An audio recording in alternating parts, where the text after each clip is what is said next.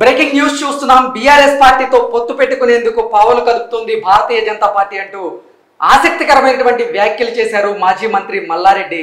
రానున్న ఎన్నికల్లో భారతీయ జనతా పార్టీ ఆంధ్రప్రదేశ్లో టీడీపీతో అలాగే తెలంగాణలో బీఆర్ఎస్ తో పొత్తు పెట్టుకునే దిశగా పావులు కదుపుతుందంటూ కూడా ఆయన ఆసక్తికరమైనటువంటి వ్యాఖ్యలు చేశారు. అలాగే నా కొడుకు భద్రారెడ్డి బీఆర్ఎస్ నుంచి మల్కాజ్గిరి నియోజకవర్గంలో పోటీ చేయబోతున్నారంటూ కూడా ఆయన కొన్ని ఆసక్తికరమైనటువంటి వ్యాఖ్యలు చేసిన నేపథ్యంలో నిజంగా ఆయన చేసిన వ్యాఖ్యలు గనక నిజమైతే అసలు ఆంధ్రప్రదేశ్లో జగన్మోహన్ రెడ్డి కూసాల కదిలిపోనున్నాయా, అసలు ఏం జరగబోతుంది అనే అంశాలకు సంబంధించి మనతో మాట్లాడేందుకు ప్రముఖ సీనియర్ జర్నలిస్ట్ దుర్గా కుమార్ గారు మనతో ఉన్నారు. సార్తో మాట్లాడదాం. Sir hi. Sir hi Krishna, మన వీక్షకులకు కూడా నమస్కారం. సార్, ఒక బ్రేకింగ్ చూసాం. రానున్న ఎన్నికల్లో భారతీయ జనతా పార్టీ బీఆర్ఎస్ తో పొత్తు పెట్టుకునే దిశగా పావులు కదుపుతుంది అంటూ కూడా మాజీ మంత్రి మల్లారెడ్డి గారు కొన్ని ఆసక్తికరమైనటువంటి వ్యాఖ్యలు చేశారు. కానీ బండి సంజయ్ మాత్రం ఆ వ్యాఖ్యల్ని ఖండించారు. ఏంటి సార్, అసలు ఏం జరుగుతుంది? నిజంగా భారతీయ జనతా పార్టీ రానున్న ఎన్నికల్లో ఆంధ్రప్రదేశ్లో టీడీపీతో అలాగే తెలంగాణలో బీఆర్ఎస్ తో పొత్తు పెట్టుకునే దిశగా పావులు కదుపుతోందా? ఒకవేళ అదే జరిగితే జగన్ కి కూసాల కదిలే వార్త, లీక్ చేసినటువంటి కేసీఆర్ దూత అంటూ కూడా ఒక బీజీ మనం చూస్తూ ఉన్నాం. ఏంటి సార్, నిజంగా రానున్న ఎన్నికల్లో బీఆర్ఎస్ తో పొత్తు పెట్టుకునే దిశగా బీజేపీ ఇక్కడ అలాగే ఆంధ్రప్రదేశ్లో టీడీపీతో పొత్తు పెట్టుకునే దిశగా కనుక వెళ్తే జగన్మోహన్ రెడ్డి కూసాలు కదలబోతున్నాయా అంటే ఏం చెప్తారు? ఇప్పుడు మల్లారెడ్డి గారి గురించి మాట్లాడుకోవాలండి, ఎందుకంటే కీలకమైన వ్యక్తి మల్లారెడ్డి గారు ఇక్కడ ఈ వ్యాఖ్యలు చేసింది. అసలు ఇటువంటి ఆసక్తికరమైన వ్యాఖ్యలు చేయటంలో దిట్ట మల్లారెడ్డి గారు. ఎగ్జాక్ట్లీ. ఆయన టిఆర్ఎస్ మీటింగుల్లో కూడా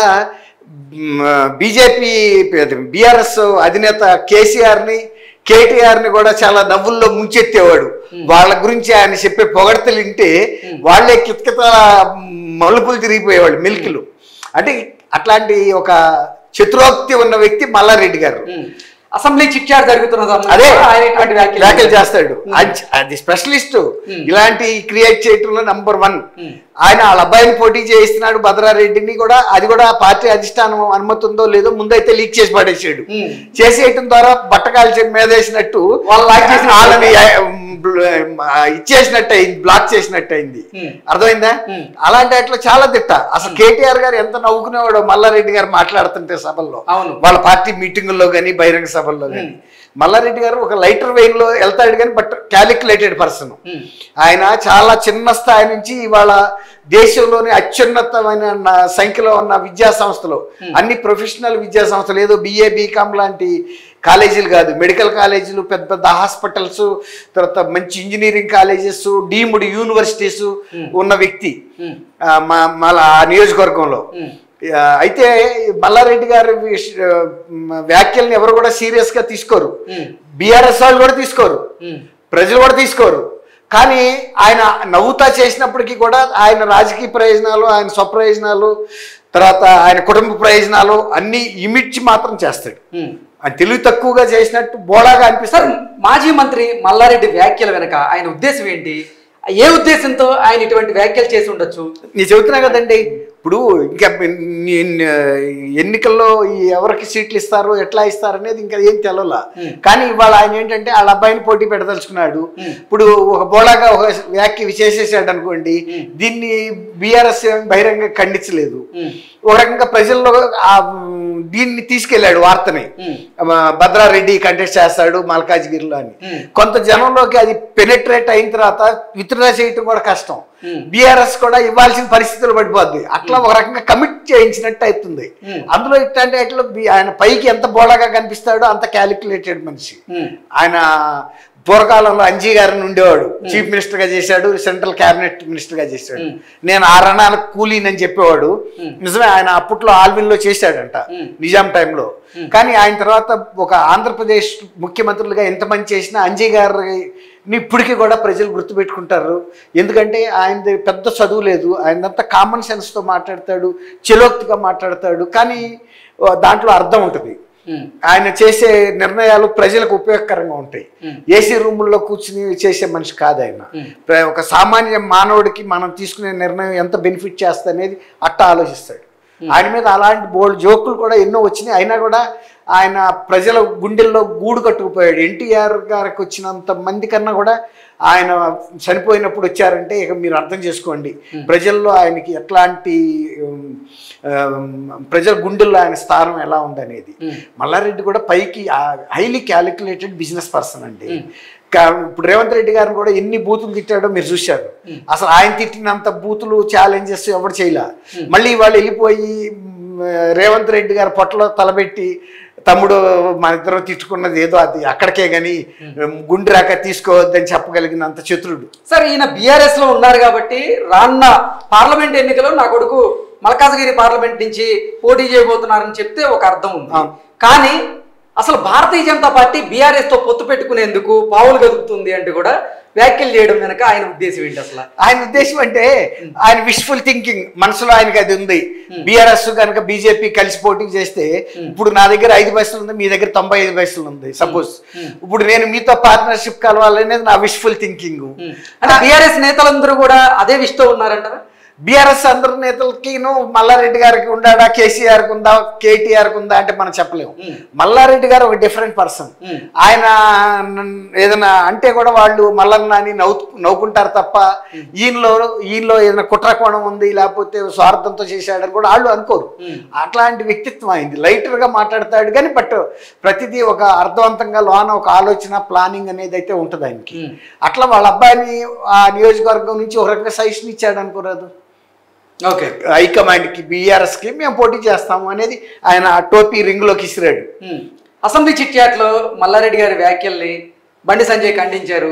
అసలు భారతీయ జనతా పార్టీ బీఆర్ఎస్ తో పొత్తు పెట్టుకునే దిశగా మేమేమో అడుగులు వేయట్లేదు, మేమేమి పావులు కదుపుతట్లేదు అన్నట్లుగా ఆయన మాట్లాడారు. ఆయన వ్యాఖ్యలు ఆయన సీరియస్ పొలిటీషియన్ అండి. Very simple. కృష్ణ గారు మొన్న జరిగిన అసెంబ్లీ ఎన్నికలో బీజేపీ బీఆర్ఎస్ తో పొత్తులో ఉందని ఒక రూమర్ అయితే బాగా స్ప్రెడ్ అయింది కదా ప్రజల్లోనూ. దాని వలన ఎవరికి నష్టం జరిగింది? బీజేపీ 2వ స్థానం నుంచి 3వ స్థానంలోకి వెళ్ళిపోయింది. అసలు 2వ స్థానం నుంచి అసలు అధికారంలోకి రావాల్సిన పార్టీ అది. కానీ కవిత గారి మీద పదే వాళ్ళు మేము అరెస్ట్ చేస్తాం, ఢిల్లీ లిక్కర్ స్కామ్లో ఈ పాత్ర ఎక్కువ ఉంది, మాకు అన్ని ఆధారాలు ఉన్నాయి, తాజ్మహల్ హోటల్లో 6 నెలలు ఆమె పేరు మీద రూమ్ ఉంది, తర్వాత ఈవెన్ సిబిఐ వాళ్ళు ఈమె ఎన్ని ఫోన్లు వాడింది వాటి ఈఎంఐ నంబర్లో ఉంటాయి కదా వాటితో సహా చెప్పారు, వాటి కాస్ట్ చెప్పారు, ఎన్ని ధ్వంసం చేసి చెప్పారు, అంత ఎవరెవరితో మాట్లాడింది అన్ని మా దగ్గర డీటెయిల్స్ ఉంటాయి అని చెప్పి వాళ్ళే ప్రజల్లోకి ఒక మెసేజ్ పంపి చివరికి ఆమెను అరెస్ట్ చేయపోయేటప్పటికి బీఆర్ఎస్తో బీజేపీ కొమ్మక్కు అయిందన్న ఒక పేరు తెచ్చుకుని అధికారంలోకి రావాల్సిన వాళ్ళు వెనక్కి పడిపోయారు. అది ఎంత తేడా ఉంది. ఇప్పుడు వెనక సీట్లో కూర్చుని కారులో వచ్చిన దానికి డిక్కీలో పొడుకుని వచ్చిన దానికి ముత్యాల ముగ్గులో రావు గోపాలరావు అంటాడు దర్జా తగ్గిపోవాలా అని. మరి వాళ్ళు నిజానికి అధికారంలోకి రావాల్సిన వాళ్ళు అంత మూల్యం పే చేశారు వాళ్ళు చేయని తప్పుకి. బీఆర్ఎస్ తో వాళ్ళు ఏం ఒప్పందం చేసుకున్నట్టు కూడా ఎక్కడా స్పష్టత లేదు. కానీ ప్రజలకు అభిప్రాయం కలిగే దెబ్బతిన్నారు. కాబట్టి వాళ్ళ బీఆర్ఎస్ ఓడిపోయిన తర్వాత ప్రాంతీయ పార్టీ మాత్రమే. రేపు జరుగుతున్న ఎలక్షన్స్ లోక్సభకి జరగాల్సిన నష్టం ఇక్కడ అసెంబ్లీలో బీజేపీకి జరిగిపోయింది. ఒక రకంగా వాళ్ళు ఒంటరిగా వెళ్తేను కాంగ్రెస్ తో పోటీ పడ్డారనుకోండి నువ్వా నేనా అన్నట్టుంటది. బీఆర్ఎస్ ఏంటి మధ్యలో? బీఆర్ఎస్ తో వచ్చే ప్రయోజనం ఏంటి? ఇప్పుడు ఇసుక ఎడారిలో నడుస్తావు, ఇసుక మూట మోసుకుంటూ వెళ్ళినట్టు అవుద్ది. ఇసుక ఎడారిలో నడవటమే కష్టం, పైన ఇసుక మూట పెట్టుకోవటం. ఆ ఇసుక ఏమన్నా పనికొచ్చేదా?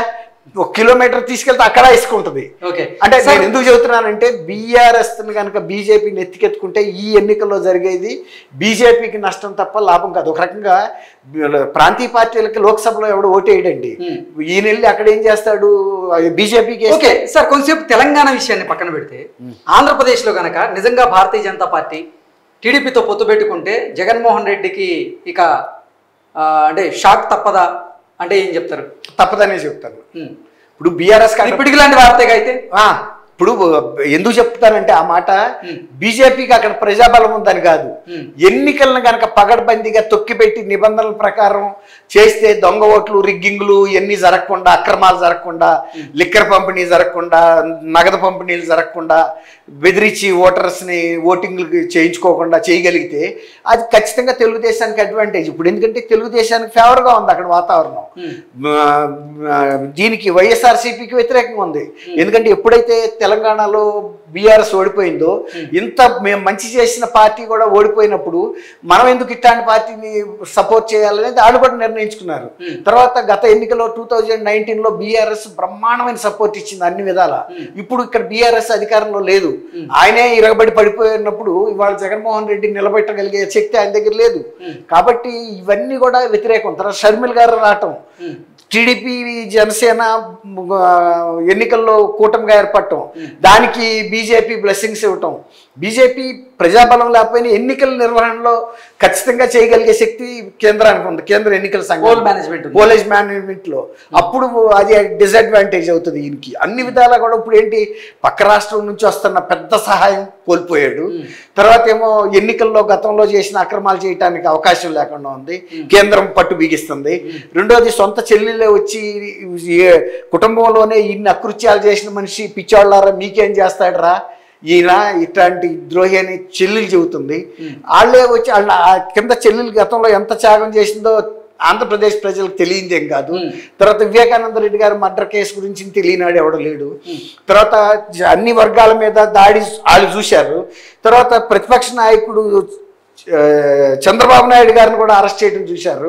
57 రోజుల పాటు అదే చర్చ జరిగింది, 52 రోజులు.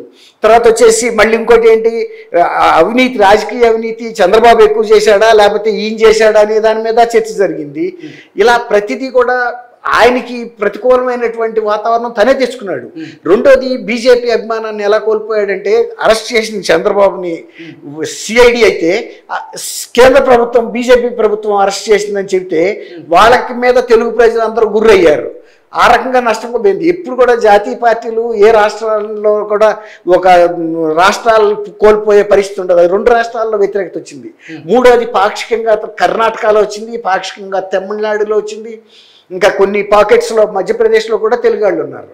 ఈ విధంగా నష్టపెట్టాడు వాళ్ళని. అంటే ఎంత సునాయాసంగా అబద్ధం చెప్పాడంటే, ఒక మిత్ర పార్టీగా ఉండి మిత్రపక్షంగా ఉండి బీజేపీకి నేను అరెస్ట్ చేయలేదు, ఇప్పుడు నేను ఏదైనా తప్పు చేసి మీ మీద తోస్తే నేను మిత్రుడిగా చలామణి అవుతా, అది మీకు ఎంత బాధ అనిపిస్తుంది? నే కదా చేసింది, ఆయన చేసి నా మీద ఎందుకు తోసాడని అట్లా ఒక డౌట్ వచ్చేసింది జగన్మోహన్ రెడ్డి గారి క్యారెక్టర్ మీద. అతను చాలా అన్రిలయబుల్ పర్సన్, ఏదైనా తను చేసి మనల్ని నష్టపరుస్తాడనే భావన కూడా రాబట్టే ఇవాళ దూరంగా పెట్టుతున్నారు ఆయన్ని. మోడీ గారు కానీ, షా కానీ, ఆయన నడ్డా కానీ, బీజేపీ వాళ్ళు. కాబట్టి అన్ని విధాలా నష్టపోయేది జగన్మోహన్ రెడ్డి గారు అక్కడ. Okay sir, thank you so much. Thank you Krishna గారు, మన వీక్షకులు కూడా.